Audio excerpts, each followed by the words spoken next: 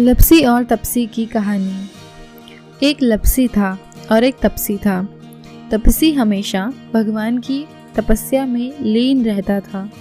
लपसी रोजाना 1.25 सेर की लपसी बनाकर भगवान का भोग लगाकर जीम लेता था। एक दिन दोनों लड़ने लगे। तपसी बोला, मैं बड़ा, मैं रोज भगवान की तपस्या करता हूँ इसलिए मैं बड़ा हूँ। लपसी बोला, मैं बड़ा, मैं रोज भगवान को 1.25 सेर लपसी का भोग लगाता हूँ इसलिए मैं बड़ा। नारद जी वहाँ से गुजर रहे थे। दोनों को लड़ता देखकर उनसे पूछा कि तुम क्यों लड़ रहे हो।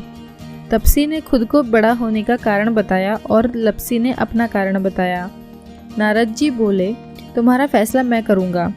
दूसरे दिन लपसी और तपसी नहाकर अपनी रोज की भक्ति करने आए तो नारद जी ने छुपकर 1.25 करोड़ की एक अंगूठी उन दोनों के आगे फेंक दी।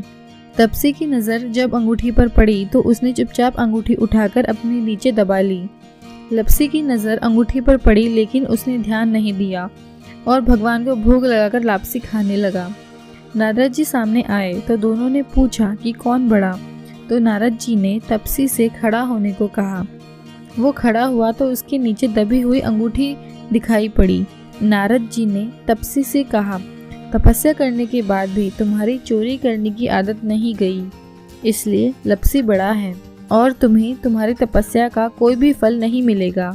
तपसी शर्मिंदा होकर माफ़ी मांगने लगा।